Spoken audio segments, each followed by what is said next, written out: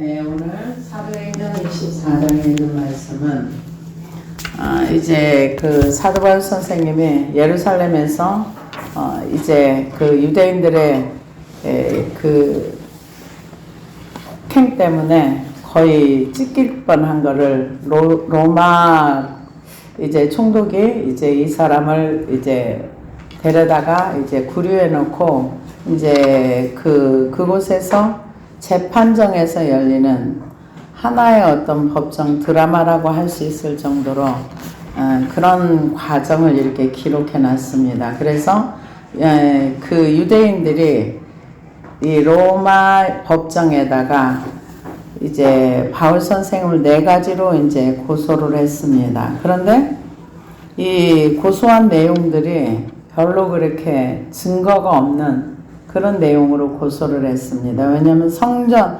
소요 그 예루살렘에 소요를 일으킨다고 했는데 소요를 일으킨 적도 없고, 그리고 뭐 성전을 뭐 어떻게 했다고 하는데 그것도 없고, 그러니까는 이제 말 잘하는 변호사를 데리고 이제 그 예루살렘에서 바울을 죽이기 전에는 먹지도 않고 마시지도 않겠다고 아주 계획이 있는 걸 알고서 로마 군인들에 의해서 이렇게 이제 보호를 받고 그 생명이 보존됩니다. 그리고 이제 고발하는 총독 앞에 이제 가서 이제 고발을 누가 하느냐? 대제사장이 합니다. 다세우의 대제사장 아나니아가 어떤 장로들과 한 변호사 더둘로와 함께 내려와서 총독 앞에서 바울을 고발하니라. 이 더둘로라는 사람은 그 로마법도 잘 알고 이스라엘의 그 유대인의 법도 잘 알아가지고 바울을 이제 고발을 할 때 소유를 조장하고 성전을 더럽게 했고, 그리고 이제 그런 것들을 이제 직접 신문에 보면 알 것이다 그러면서 이제 그 벨릭스에게 고발을 합니다. 근데 이 더둘로라는 사람은 굉장히 옛날 성경에는 변사라고 그랬던 것 같은데 이제 여기는 변호사라고 나왔는데요. 이제 말을 굉장히 잘하고 사람들에게 웅변적으로 사람들의 이렇게 마음을 움직일 수 있는 말에 탁월한 이 사람을 데리고 이제 가서 이제 고발을 합니다. 그래서 이 AD 52년부터 59년까지 유대 지방의 11대 총독이었던 벨릭스가 총독으로 있는 동안 유대 지방에서는 크고 작은 소요가 그치지 않았습니다. 이 벨릭스라는 사람이 어떤 사람이냐면요. 노예 출신으로서 총독이 되어 매사에 뇌물을 밝히던 벨릭스는 심지어 도둑들로부터 뇌물을 받고 선량한 시민들을 괴롭히는 도둑대를 방관하고 놓아준 사람입니다. 이에 그래서 정치적으로 사회적으로 굉장히 욕을 먹는 벨릭스 총독이었습니다. 나중에 벨릭스가 로마 황제 네로에게 불려가게 되어서 이제 정치적인 무대에 사라지게 되는데, 그가 권력을 남용했기 때문에 54년에 네로가 로마 황제가 되면서 벨릭스와 그의 형인 팔라스가 정치적 위기에 빠집니다. 근데 그 전에 글라우디우스 황제 덕분에 팔라스가 성공을 했고, 그 덕분에 벨릭스도 그렇게 했으며, 원래 그 팔라스나 벨릭스는 형제였는데 노예 출신이었는데 총독까지 올라갔으니까 대단한 사람인 거죠. 그런데 이 사람이 유대 총독을 하면서 폭정을 엄청 일삼고, 그러고 나서 굉장히 원성을 많이 샀습니다. 그래서 이 벨릭스 앞에 이제 바울이 벨릭스 총독 앞에 섰을 때는 그의 통치 말기인 AD 57년에서 58년 정도로 보고 있습니다. 이 벨릭스가 바울이 죄가 없는 줄 알면서도 2년 동안을 풀어주질 않아요. 무죄하다는 걸 알면서도 안 풀어줘요. 2가지 이유가 있는데 뭐냐면, 하나는 이제 바울이 그 여러 아시아나 여러 지역에서 이제 헌금을 가지고 그 예루살렘에 이제 구제 때문에 이제 구제 헌금을 가지고 가다 보니까 돈을 좀 많이 받을까 하고, 또 하나는 안 풀어주는 이유가 유대인들의 환심을 사기 위해서. 그러니까 무죄하다는 걸 알면서도 풀어주지 않습니다. 그것도 1년도 아니고 2년 동안이나. 그래, 로마 시민권자라는 걸 알고서도 이게 어떻게 죄가 없다는 걸 알면 이게 불법이거든요. 근데 나중에 이 벨릭스가 결국 유대인들의 그 원성을 많이 샀습니다. 그래서 지금도 뭐 억울한 일이 있으면 이제 청와대에 이렇게 저기를 하는 것처럼 이때도 유대인들이 그 로마에 직접 가가지고 거기에다 황제한테 이런 얘기를 계속 항소를 올려가지고 나중에 그 권력 남용으로 인해가지고 벨리스 총독이 이제 나중에 이제 쫓겨납니다. 그래서 다세후라는 얘기는 여기에 보면은 첫 번째 다세후의 대제사장 아나니아, 이게 이제 대제사장이 그 이제 변호사를 사서 벨릭스 앞에 와가지고 이제 아부를 합니다. 벨릭스 각하여, 우리가 당신을 힘입어 태평을 누리고 또 이 민족이 당신의 선견으로 말미암아 여러 가지로 개선된 것을 우리가 어느 모양으로나 어느 곳에서나 크게 감사하나이다. 그러니까 아부를 심하게 하는 거죠. 사실은 이 벨릭스가 불의한 여러 가지 일들 때문에 원성을 많이 사고 유대인들한테 엄청 미움을 받는데, 당신 때문에 우리가 태평을 누리고 당신 때문에 우리가 이렇게 잘 살고 있습니다 하면서 그를 막 높여주는 그런 얘기를 이제 합니다. 그러면서 당신을 더 괴롭게 아니하려 하여 우리가 대강 여쭈옵나니 관영하여 들으시기를 원하나이다. 그러면서 이제 고발을 합니다. 누구를 고발하는가? 이제 바울을 고발합니다. 우리가 보니 이 사람은 전염병 같은 자라 천하에 흩어진 유대인들을 다 소요하게 하는 자요 나사렛 이단의 우두머리라. 전염병, 연병 같은 자라고 이렇게 표현을 했습니다. 그래서 그 연병이라는 말은 로이모스라는 단어를 쓰는데요. 이 단어가 그때 당시 어떤 단어가 흑사병과 같이 전염성이 강하고 일단 감염이 되면 치명적인 타격을 가하는 그런 전염병. 그러니까 바울에 대해서 진짜 굉장히 모독적인 얘기를 한 거죠. 이 바울이라는 존재가 가면은 사람들이 전염병처럼 감염이 돼가지고 정상적인 생활을 할 수 없게 만든다. 전염병이 감염돼서 정상적인 생활을 할 수 있는 사람이 누가 있습니까? 그러니까 흑사병과 같이 강력한 이런 오염을 시키는 게 굉장히 이 사람에 대한 욕을 한 거죠. 그래서 그 바울이 전한 이 복음이 성령의 능력으로 말미암아 굉장히 강력하게 사람들 속에 들어가서 이 부정적인 영향을 끼친 게 아니라 엄청나게 좋은 영향력을 끼쳤음에도 불구하고 옆에서 유대인들이 볼 때는 그게 너무 화딱지가 나는 일이에요. 하나님을 잘 믿는 유대인들이 이단이라는 예수, 나사렛 땅을 믿었다는 거죠. 그러니까 이 예수가 그들이 생각할 때는 이단인 거예요. 그래서 바울 선생님도 나중에 그 다마스커스로 유대인들을 예수 믿는 사람들을 잡으러 갈 때 이단의 괴수라고 생각하고 잡으러 간 거예요.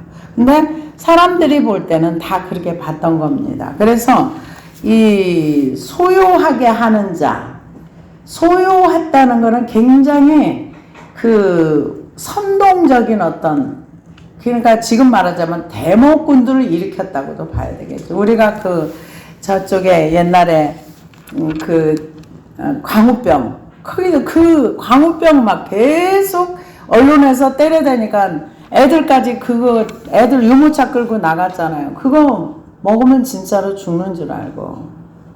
그랬었잖아요. 그런 것처럼 이런 소요를 일으키는, 그러니까 소요를 일으키는 이런 사람들을 사회에서 좋아하지 않습니다. 그런데 이 바울을 향해서 소욕해 하는 그런 사람이다 이렇게 얘기하면서 첫 번째 항목으로 이게 뭐냐, 이 사람은 정치적 혁명적 세력이다.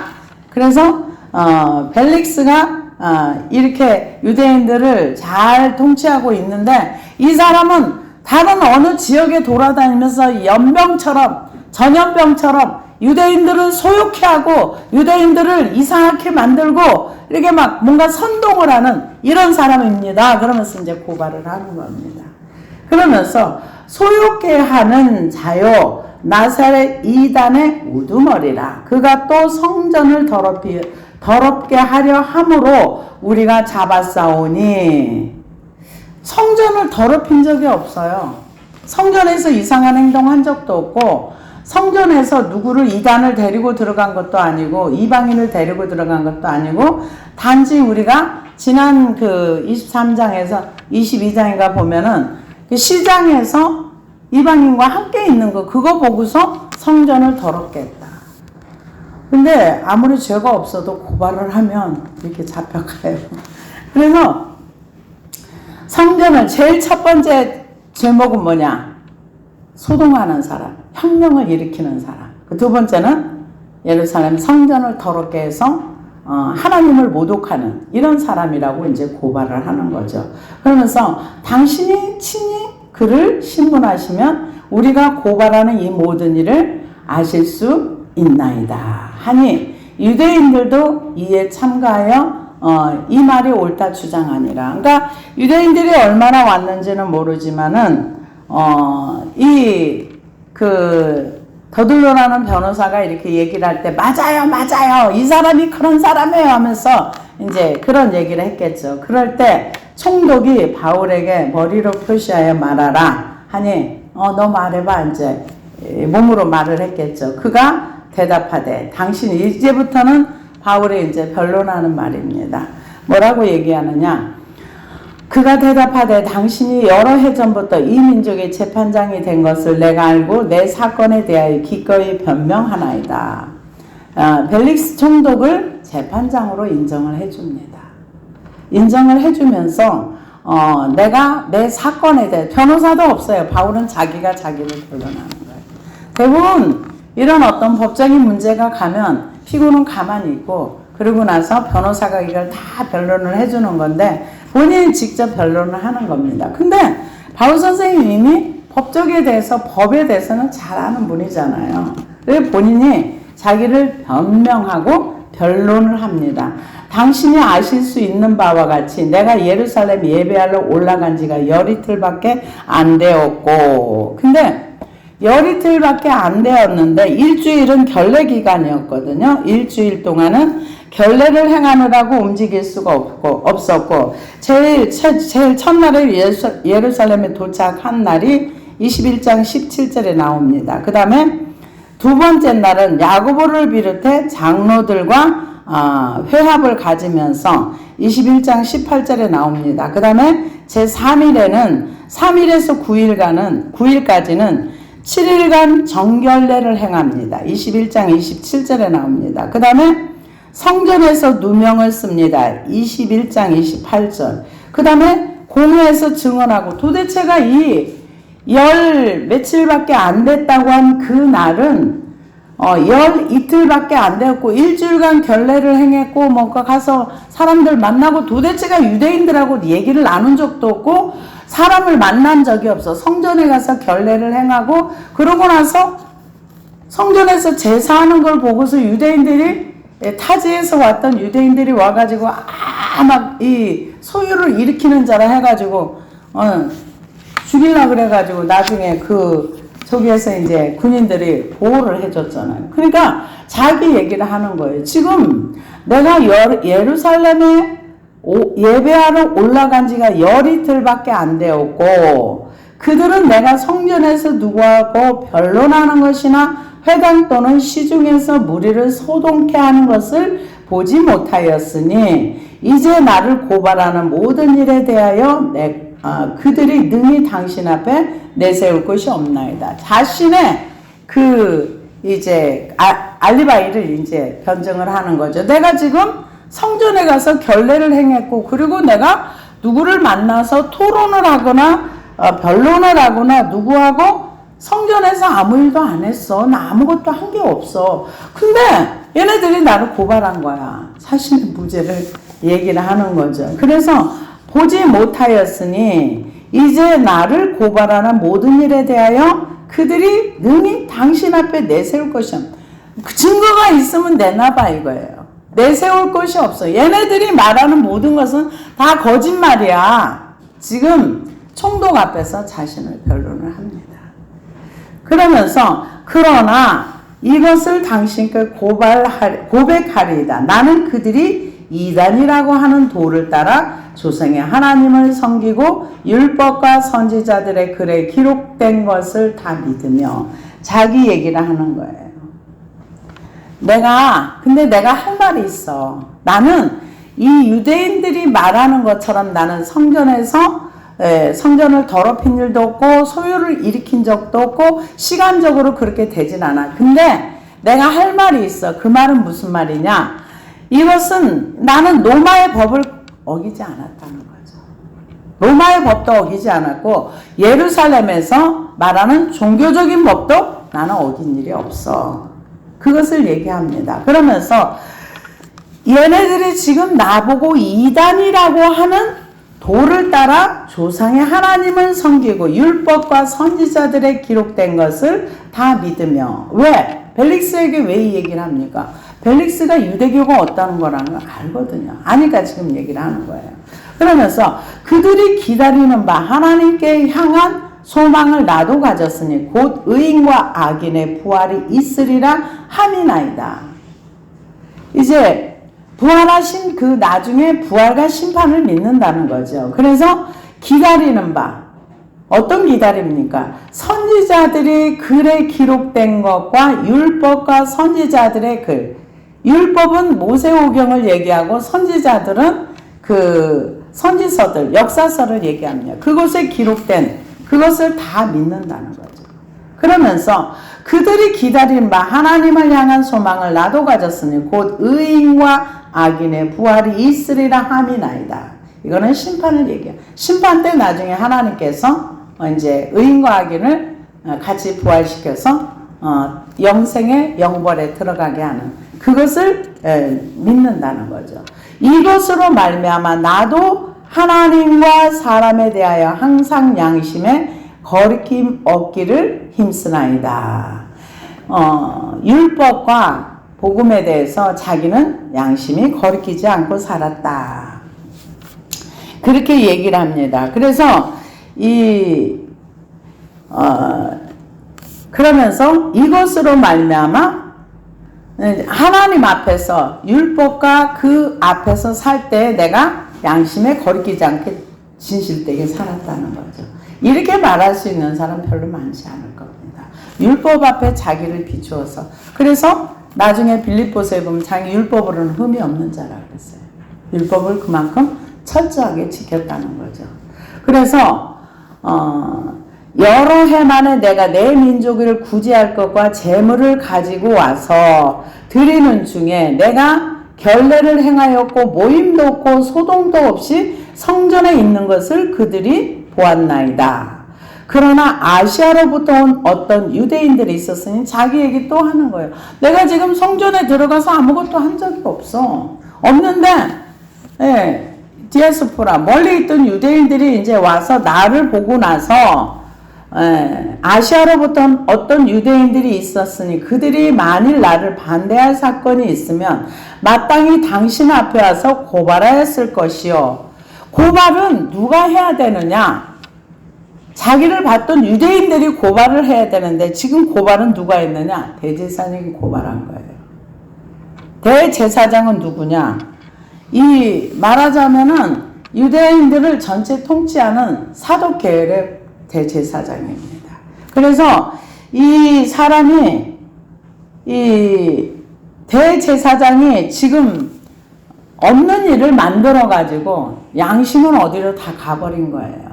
그래서 이 세상에 요즘 많이 이런 이상한 형태로 돌아가는 모습을 바라보면서 제가 오늘도 여기 앉아서 기도를 하면서 나라와 이제 세계 여러 나라의 어떤 이런저런 모습을 바라보면서 사람이 욕심에 완전히 눈이 어두워지면 이성이 마비가 되나 보다.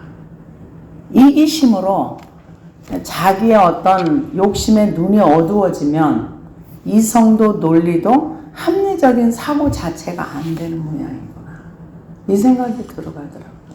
요즘 사람들이 자기가 수고하지 않고서 남이 해놓은 거를 다 자기가 했다 그러고 자기가 영광받고, 양심이 있으면 그렇게 못하거든요. 근데 그런 경우도 있고, 참 뭐라 그럴까, 이 시대가 정말 너무 악하다 하는 생각이 들어가더라고요.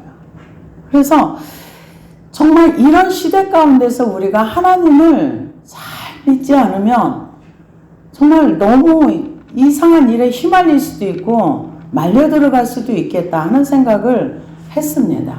그래서 여기 지금 이 바울 선생님이 지금 나를 만약에 고발한다고 하면은 멀리서 나를 고발했던, 멀리서 왔던 유대인들이 나를 고발하는 게 맞다. 지금 그거 얘기합니다. 그러나 아시아로부터 온 어떤 유대인들이 있었으니 그들이 만일 나를 반대할 사건이 있으면 마땅히 당신 앞에 와서 고발하였을 것이요.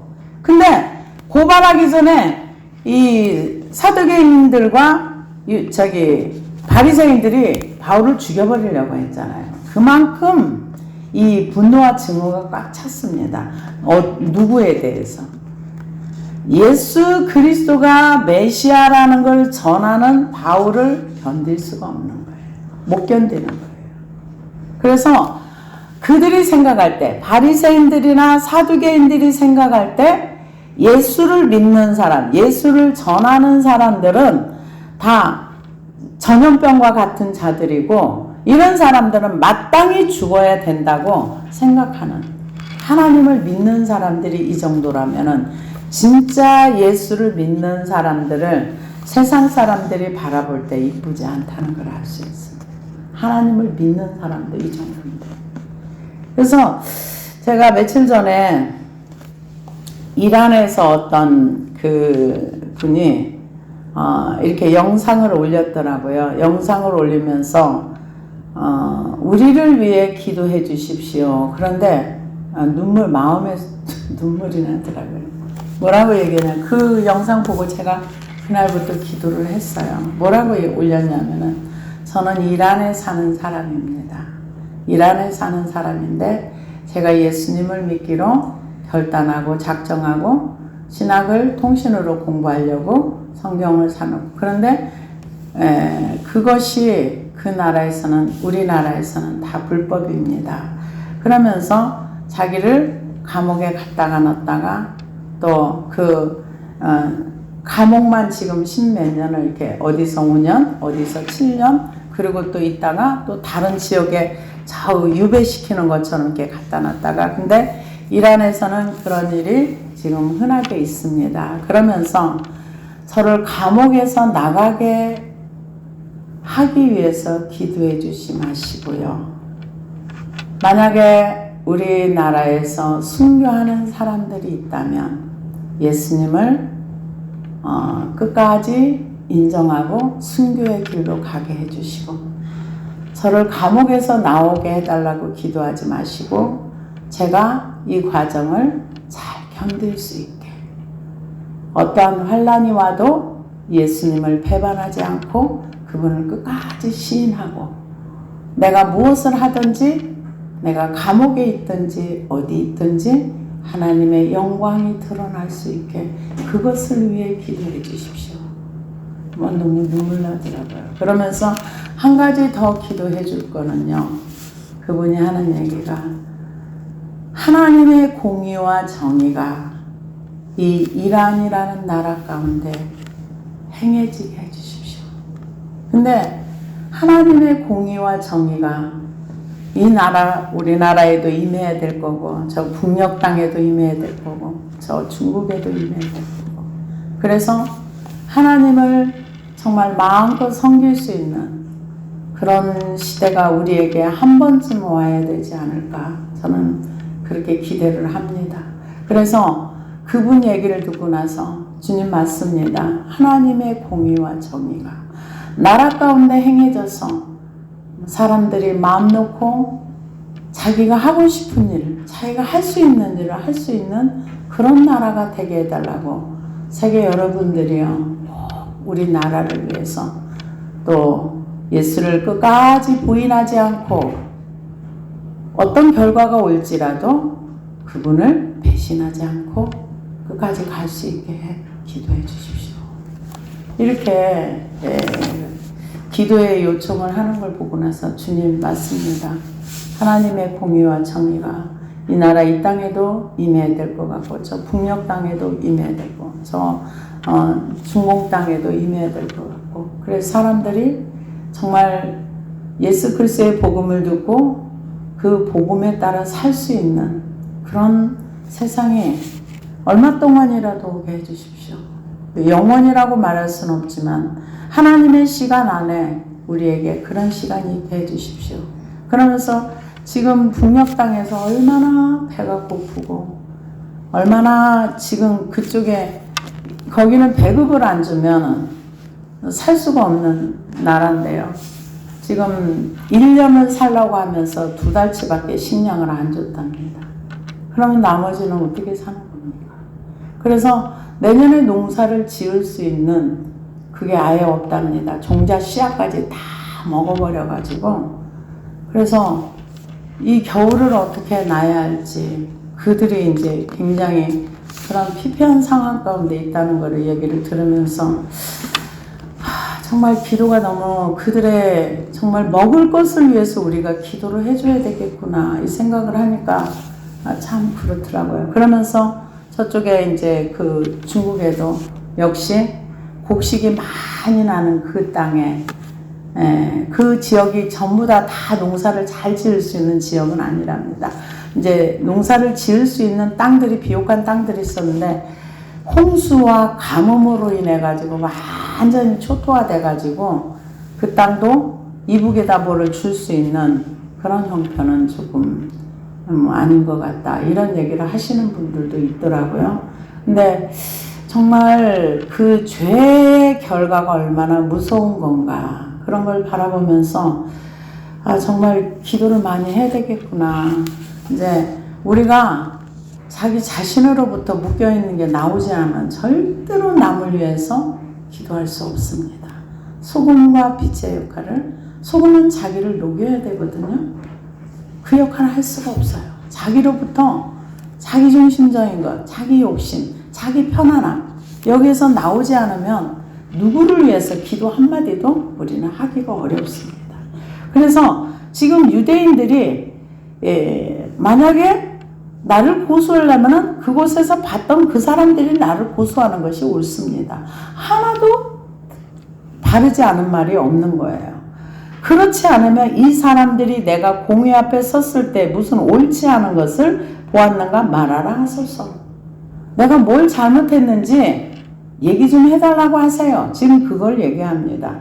오직 내가 그들 가운데 서서 외치기를 내가 죽은 자의 부활에 대하여 오늘 너희 앞에 신문을 받는다고 한 이 한 소리만 있을 따름이니이다 하니 벨릭스가 이 도에 관한 것을 더 자세히 아는 고로 연기하여 이르되 천부장 루시아가 내려오거든 내일 이를 척결하리라 하고 지금 죄가 없다는 걸 알았어요. 왜냐?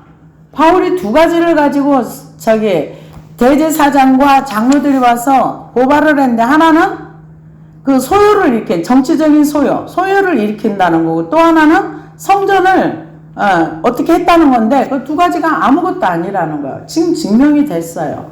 그런데 그럼 무죄라는 걸 인정하면 풀어줘야 되거든요. 안 풀어줘요. 백부장에게 명하여 바울을 지키되 자유를 주고 그의 친구들이 그들을 돌봐주는 것을 금하지 말라 하니라. 연금 상태로 들어간 거죠. 어느 장소를 딱 정해놓고 사람을 출입하는 건 괜찮지만 그렇지만 자유롭진 않은 거죠. 수일 후에 이 벨릭스가 이 예수님에 관해서 좀 알고 있는 거예요. 전혀 모르는 상태는 아니에요. 수일 후에 벨릭스가 그 안에 유대 여자 두르실라와 함께 와서 바울을 불러 그리스도 예수 믿는 도를 듣거늘. 이 벨릭스 총독의 아내가 유대 여자인 거예요. 유대 여자가 돼가지고 그 예수 믿는 도를 불러서 듣습니다. 그러니까 어떻게 이제 복음에 관한 얘기를 듣겠죠. 듣거늘 바울이 의와 절제와 장차 오는 심판을 강론하니. 심판은 뭡니까? 예수님께서 공중 강림하시고 재림하시고 그리고 나중에 백보자 심판이고 이제 그 말씀을 했겠지요. 강론하니 벨릭스가 두려워하여 대답하되 지금은 가라. 내가 틈이 있으면 너를 부르리라 하고. 이제 그 도를 듣고는 싶어요. 근데 듣긴 들었는데 듣고 나니까 무서운 거예요. 무서워. 복음을 듣고 나니까 심판에 대한 얘기를 듣고 나니까 무서워요. 그런데 이제 그 벨릭스가 이제 자주 불러서 들었던 것 같아요. 근데 목적은 뭐냐? 돈 받고 싶은 거예요. 근데 바울이 뇌물을 안 주죠. 왜냐면 헌금은 자기를 위해 쓸 수 있는 게 아니거든요. 명분이 딱 정해지면 그쪽에 써야지. 근데 오늘날에 많은 사람들이 헌금을 가지고 이렇게 조금 뭐라 그럴까 좀 잘못 어떤 교회 얘기들을 이렇게 듣다 보면 참 우리가 소화할 수 없는 얘기들이 참 많습니다. 근데 하나님이 없으면 맘 놓고 살 수가 있겠죠. 그러나 하나님께서 우리의 모든 것을 우리가 하나님을 인정하든지 안 하든지 하나님은 우리를 보고 계십니다. 우리가 하나님을 믿든지 안 믿든지 하나님은 존재하십니다. 기도를 하다 보니까 하나님은 언제나 전능하시고 언제나 우리를 눈동자처럼 보고 계세요. 근데 문제는 내가 그분을 인정 안 하는 거예요. 범사의 여호와를 인정하라. 그리하면 내 길을 지도하시리라. 그러는데 이게 안 되는 거예요. 없는 것처럼 살아요, 우리가. 내 중심적으로 살 때는 하나님이 안 계시는 것처럼, 하나님이 없는 것처럼 그렇게 살면서 매일매일 절망합니다. 매일매일 믿음으로 나가는 것이 아니라 매일매일 하나님이 안 계시는 것처럼 그 문제 속에 매몰돼서 살아요. 그런데 이 바울 선생님은 그렇다고 해서 벨릭스한테 돈 줬다는 얘기가 없어요. 돈을 받기를 원하는 거 왜 모르겠어요. 알죠. 아는데 안 준 거죠. 동시에 또 바울에게서 돈을 받을까 바라는 거로 더 자주 불러 같이 얘기하더라. 이게 죄가 없는 것도 알았어. 이게 풀어줘야 하는 것도 아는데 계속 불러서 얘기는 하는데 무죄라고 선포를 안 해주는 거예요. 그리고 구류시켜 놓는 거예요. 그걸 통해서 이제 벨릭스에게 복음이 들어갔는지 그거는 잘 모르겠습니다. 그러나 결과를 보면은 이 벨릭스가 나중에 권력 남용으로 쫓겨났다는 얘기를 들어보면은 이제 그렇게 큰 변화는 없었던 것 같아요. 그래서 동시에 또 바울에게서 돈을 받을까 바라는 거로 더 자주 불러 같이 얘기하더라. 이때가 지난 후 보르기오 베스토가 벨릭스의 소임을 이어받으니 벨릭스가 유대인의 마음을 얻고자 하여 바울을 구려하여 두니라. 왜? 이 유대인들이 툭하면 소요를 많이 일으켰거든요. 그래서 유대인들의 비유를 맞추기 위해서 한 사람을 희생시킵니다. 참 뭐랄까 이 시대나 그 시대나 돈과 정치 이거는 부패하고 썩은 것 같아요. 어디를 봐도. 그래서 왜 멀쩡한 사람 죄가 없다는 거 알고도 왜 안 풀어주는가? 유대인들의 환심을 사서 자기 좀 편하려고. 벨릭스가 자꾸 소요가 일어나고 여러 가지 불편한 상황이 일어나면 힘드니까 그 유대인들을 좀 이렇게 원하는 걸 해주려고 죄 없는 바울을 2년 동안이나 구류해 줍니다.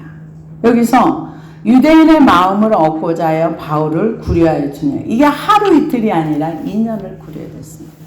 나중에 이제 벨릭스가 물러나고 베스토가 이제 부임을 합니다. 그럼 또 베스토 앞에서 또 똑같은 얘기를 또 하는 거예요. 그게 이제 25장으로 넘어갑니다. 그래서 이제 예루살렘에 올라가고 난 이후는 지난번에 말씀을 드렸던 것처럼